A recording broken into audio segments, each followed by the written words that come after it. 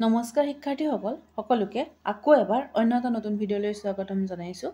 আজি আমি আলোচনা কৰিম হাই ছেকেণ্ডেৰী ছেকেণ্ড ইয়াৰৰ তোমালোকৰ পলিটিকেল ছায়েন্সৰ যোনটো পাৰ্ট সাম্প্ৰতিক কালৰ বিশ্ব ৰাজনীতি বুলি আছে সেই পাৰ্টৰ তৃতীয় অধ্যায় বিশ্ব ৰাজনীতিত আমেৰিকা যুক্তৰাষ্ট্ৰৰ আধিপত্য। এই অধ্যায়ৰ সকলোবোৰ প্ৰশ্নাৱলীৰ প্ৰশ্ন উত্তৰ আজি এইটো ভিডিঅ'ত আলোচনা কৰা হ'ব, গতিকে তোমালোকে ভিডিঅ'টো শেষলৈকে চাবা। আৰু আমি ইয়াৰ আগতে অধ্যায় 1 আৰু অধ্যায় 2 প্ৰশ্নাৱলীৰ ভিডিঅ'সমূহ আপলোড কৰিছোঁ। সেই ভিডিঅ'সমূহ তোমালোকে চোৱা নাই যদি চাই ল'ব পাৰিবা, লিংকটো ডেছক্ৰিপশ্যন বক্সৰ লগতে এণ্ড স্ক্ৰীনত লগাই দিয়া হ'ব। আৰু এতিয়া পলম নকৰি ভিডিঅ'টো আৰম্ভ কৰোঁ ব'লা। প্ৰশ্নাৱলীৰ প্ৰথমটো প্ৰশ্ন তোমালোকক সুধিছে যে আধিপত্য সম্পৰ্কে তলত দিয়া বাক্যবোৰৰ কোনবোৰ অশুদ্ধ সুধিছে দেই। ইয়াতে শুদ্ধ কোনটো হ'ব, যোনটো অশুদ্ধ সেইটোৱে শুদ্ধ হ'ব ইয়াতে। তো উত্তৰত তোমালোকে লিখিবা, এইখিনি গোটেইখিনি পঢ়িবা, মই ইমানখিনি পঢ়ি নাথাকোঁ, গোটেইকেইটা পঢ়িবা, চাবা যে কোনটো অশুদ্ধ আছে। ইয়াতে অশুদ্ধ কোনটো আছে যে আধিপত্য দৃঢ়, এবাৰৰ আধিপত্য সদায় আধিপত্য, মানে এবাৰ যদি আধিপত্য কৰি লয় সেই আধিপত্য সদায় কাৰণে হৈ যায় বুলি কৈছে। কিন্তু এইটো হৈছে এটা ভুল, বাকীকেইটা গোটেইকেইটা শুদ্ধই দিছে, এটাই অশুদ্ধ দিছে, উত্তৰটো অশুদ্ধ সুধিছে, গতিকে অশুদ্ধটোৱে শুদ্ধ হিচাপে আমি লিখিব লাগিব উত্তৰত। ঠিক আছে, আমি এতিয়া নেক্সট প্ৰশ্ন চাওঁ। 2 নম্বৰ প্ৰশ্ন তোমালোকক সুধিছে সমসাময়িক বিশ্ব ব্যৱস্থাত তলত দিয়া কোনবোৰ বাক্য অশুদ্ধ। ইয়াতো অশুদ্ধই সুধিছে। ঠিক আছে, ইয়াতে চোৱা অপশ্যনবোৰ যিখিনি দিয়া আছে তোমালোকে চোৱা ধুনীয়াকৈ। ইয়াতে দুটা অপশ্যন অশুদ্ধ দিয়া আছে যে ৰাষ্ট্ৰবিলাকে ইখনে সিখনৰ বিৰুদ্ধে বল প্ৰয়োগ কৰে, আৰু 2 নম্বৰটো যিবিলাক ৰাষ্ট্ৰই আন্তৰ্জাতিক আইন উলংঘা কৰে ৰাষ্ট্ৰসংঘই সেইবোৰক কঠোৰ শাস্তি দিয়ে। ঠিক আছে, এইকেইটাই হ'ব। আমি পিছৰটো প্ৰশ্ন চাওঁ। ইয়াৰ পিছত আমি 3 নম্বৰ প্ৰশ্নটো চাওঁ।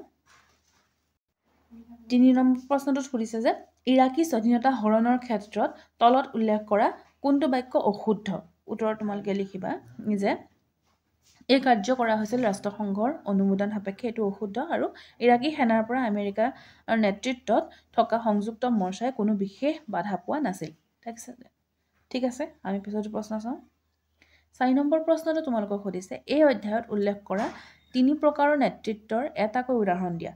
অধ্যায়ত উল্লেখ থকা উদাহৰণ নিদিবা, মানে পাঠটোত যোনখিনি উদাহৰণ আছে সেইখিনি দিবলৈ হাক দিছে, তাৰ উপৰিও বেলেগ উদাহৰণ দিবলৈ দিছে। গতিকে তোমালোকে লিখিবা যে উক্ত অধ্যায়ত উল্লেখিত 3 প্ৰকাৰৰ নেতৃত্ব হ'ল অনমনীয় ক্ষমতা হিচাপে আধিপত্য, 2 নম্বৰটো লিখিবা যে গাঁথনিগত ক্ষমতা হিচাপে আধিপত্য, আৰু নৰম ক্ষমতা হিচাপে আধিপত্য। উক্ত প্ৰকাৰসমূহৰ একোটা উদাহৰণ হ'ল প্ৰথমটো অনমনীয় ক্ষমতা হিচাপে আধিপত্য হৈছে ৰাছিয়া, আৰু খ নম্বৰটো গাঁথনিগত ক্ষমতা হিচাপে আধিপত্য হৈছে চীন, আৰু নৰম ক্ষমতা হিচাপে আধিপত্য হৈছে ফ্ৰান্স। ঠিক আছে, 5 নম্বৰ প্ৰশ্নটো চাওঁ।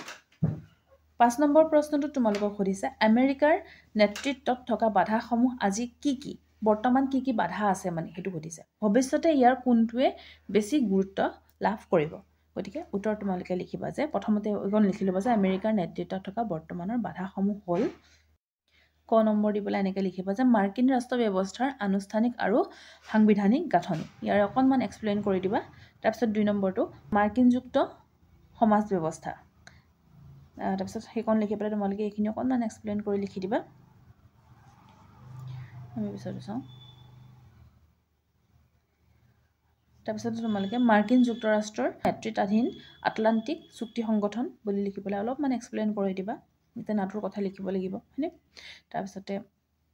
তাৰপিছতে তোমালোকে সামৰণিটো এনেকৈ দি দিবা যে ইয়াৰ ভিতৰত দ্বিতীয়টো বাধাই ভৱিষ্যতে বেছি গুৰুত্ব লাভ কৰিব, কাৰণ আমেৰিকাৰ জনগণে পূৰ্বৰে পৰা চৰকাৰৰ অনুচিত বেআইনী কাৰ্যকলাপক সমালোচনা কৰি আহিছে আৰু বাধা আহিছে, আৰু ভৱিষ্যতেও কৰি যাব, যাৰ বাবে চৰকাৰে ইচ্ছা হ'লেও বা ইচ্ছা কৰিলেও যিকোনো কাৰ্য কৰিব বা যিকোনো অভিযান চলাব নোৱাৰে। ঠিক আছে, আমি পিছৰটো প্ৰশ্ন চাওঁ। 6 নম্বৰ প্ৰশ্ন, আৰু এইটো হৈছে আজি শেষৰটো প্ৰশ্ন।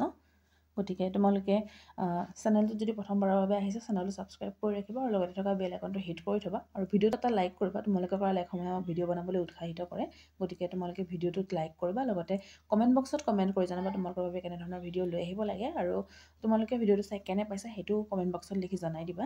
আৰু তোমালোকে এইটো প্ৰশ্নটো চাই লোৱা যে প্ৰশ্নটো সুধিছে যদি বৃহৎ আৰু শক্তিশালী ৰাষ্ট্ৰবোৰে আমেৰিকাৰ নেতৃত্বক বাধা দিব নোৱাৰে তেন্তে ক্ষুদ্ৰ আৰু দুৰ্বল ৰাষ্ট্ৰবোৰে বাধা দিব পাৰিব বুলি আশা কৰিব নোৱাৰি। ওপৰৰ কথাষাৰ পৰীক্ষা কৰা আৰু তোমাৰ মন্তব্য দিয়া। এটা ধুনীয়াকৈ দিছে, তোমালোকে স্ক্ৰীনশ্বট লৈ লোৱা ধুনীয়াকৈ। তোমালোকৰ পৰীক্ষাৰ প্ৰগ্ৰেমটো দিলে, ৰুটিন দিলে, পাইছা নাই ৰুটিনখন? মই চেনেলত শ্বৰ্ট ভিডিঅ' হিচাপে আপলোড কৰি থৈছোঁ, তোমালোকে চাবা। আৰু তোমালোকে আমাৰ চেনেলত যোনবোৰ পষ্ট কৰা হয় মানে কুৱেশ্যন সোধা হয় MCQ টাইপৰ, সেই কুৱেশ্যনখিনি উত্তৰসমূহ দিবলৈ চেষ্টা কৰিবা। তাৰ পৰা কুৱেশ্যন তোমালোকৰ চাগে থাকিব। মই পলিটিকেল ছায়েন্সৰ হওক, এডুকেশ্যনৰ হওক, মানে হাই ছেকেণ্ডেৰী ছেকেণ্ড ইয়েৰৰ বহুতো ইম্পৰ্টেণ্ট প্ৰশ্ন তাত দি থাকোঁ। তোমালোকে সেইসমূহৰ উত্তৰবোৰ কৰিবলৈ চেষ্টা কৰিবা। লগতে আমাৰ হোৱাটছআপ এটা চেনেল আছে হোৱাটছআপত, তো হোৱাটছআপৰ সেই চেনেলটো তোমালোকে ফ'ল' কৰি ৰাখিবা। তাতে তোমালোকে বিভিন্ন ধৰণৰ ন'টিফিকেশ্যন পাই থাকিব পাৰিবা। আৰু তোমালোকে পৰীক্ষাৰ বাবে কেনেধৰণৰ প্ৰিপাৰেশ্যন চলাইছা, তোমালোকৰ প্ৰিপাৰেশ্যন কেনেধৰণৰ হৈছে সেইটোও জনাবা। মই এটা ভিডিঅ' খুব সোনকালে লৈ আহিম যে 2 মাহত কেনেধৰণে প্ৰিপাৰেশ্যন কৰিব পাৰি। সেই ভিডিঅ'টো তোমালোকে চাবা, খুব সোনকালে মই লৈ আহিবলৈ চেষ্টা কৰিম। আৰু তোমালোকে এইখিনি স্ক্ৰীনশ্বট লৈ লোৱা ধুনীয়াকৈ। এইখিনি স্ক্ৰীনশ্বট লৈ পেলাই তোমালোকে নোটছ বনোৱা। এতিয়াৰ পৰাই পঢ়া ধুনীয়াকৈ। সময় 2 মাহো বহুত আছে সময়, 2 মাহলৈ বেছি আছে এতিয়া। গতিকে এইখিনি দিন তোমালোকে নষ্ট নকৰিবা সময়খিনি। এই 2025 বৰ্ষটো ইমান মানে জল্দি আগবাঢ়ি গ'ল। সিদিনাখন পৰীক্ষা হৈছিলেহে, আকৌ এতিয়া হ'লেই, প্ৰগ্ৰেম দিলেই, হয়নে? গতিকে পঢ়ি থাকা তোমালোকে। আৰু তোমালোকে ভিডিঅ'টো শেষলৈকে চালা, ইমানলৈকে চালা, সেইবাবে তোমালোকক বহুত ধন্যবাদ।